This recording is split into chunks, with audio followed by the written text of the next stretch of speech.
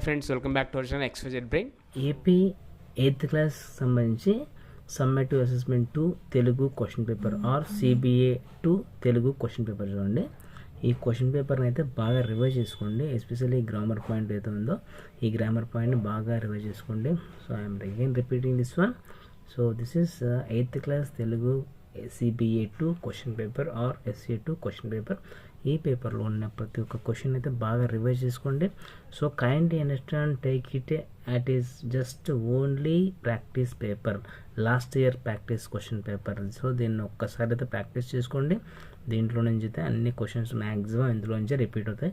మనకి ఎప్పుడు కూడా SA 2లో కానీ SA 1లో కానీ so what are that questions previously asked, అదే క్వశ్చన్స్ మనకు దాదాపుగా రిపీట్ అవ్వడానికి అయితే స్కోప్ అయితే ఉంటుంది. సో సేమ్ యాజువల్గా ఈ క్వశ్చన్స్ అనేది బాగా చూసుకోండి అండ్ ప్రాక్టీస్ చేసుకోండి. సో దీంట్లో గ్రామర్ పాయింట్ ఎక్కువ చూసుకోండి. అలాగే గద్యాలు కానీ పద్యాలకు సంబంధించి ప్యాసేజ్లు కానీ లెటర్ రైటింగ్ కానీ ఏవైతే ఉన్నాయో అవన్నీ ఒకసారి రివైజ్ చేసుకోండి. క్విక్ రివిజన్ అనమాట. సో చూసుకుంటే సో డెఫినెట్గా అయితే మీరు ఎక్స్పెక్ట్ చేయొచ్చు ఇందులో ఉంచుకొని.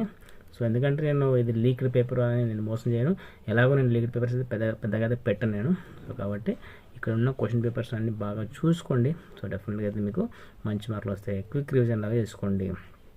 విగ్రహవాక్యాలు, సందులు, సమాసాలు, తర్వాత గణ విభజన, తర్వాత ఛందస్సు, ఇంకా ప్రతిపార్థాలు, ఉత్పత్తార్థాలు, అర్థాలు, నానార్థాలు, వ్యతిరేక పదాలు, ఇవన్నీ బాగా చూసుకోండి. ఇక్కడ చూడండి, ఇచ్చిన వ్యాసాన్ని చదివి కింది ప్రశ్నలకు జవాబు రాయండి. సో ఇది కూడా చూసుకోండి, చాలా సింపుల్గా ఉంటుంది. సో ఇదే ప్యాసేజ్ బాగా చదివితే 4 ఆన్సర్ కూడా అందులో ఉంటాయి. 4 క్వశ్చన్స్ అడుగుతారు, అన్నీ కూడా అందులో ఉంటాయి.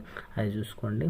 దాంతోపాటు పాఠ్యాంశానికి సంబంధించి కొన్ని క్వశ్చన్స్ అడిగారు. సో అవి కూడా బాగా ప్రాక్టీస్ చేయండి. సో మ్యాక్సిమం అయితే మీకు అవే కొన్ని ఎక్స్పెక్ట్ చేయొచ్చు. ఎస్పెషల్లీ గ్రామర్ పాయింట్ అయితే మారదు కదా. సో కాబట్టి ఖచ్చితంగా వస్తాయి.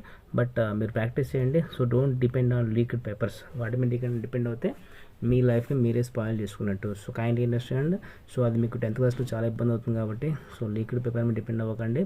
మీ నాలెడ్జ్ని కిల్ చేసుకోవద్దు. సో అలా అయితే ఎంకరేజ్ చేయకండి.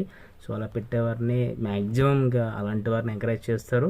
సో దానివల్ల ఏంటంటే సెల్ఫ్ కిల్లింగ్, మీ నాలెడ్జ్ని మీరు స్పాయిల్ చేసుకుంటున్నట్టే జరుగుతుంది.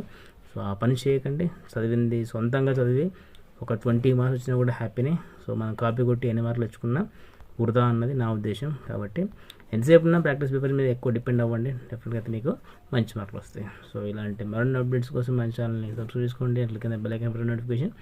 Do like and comment, share with someone who need this one, and thanks for watching. Thank you so much.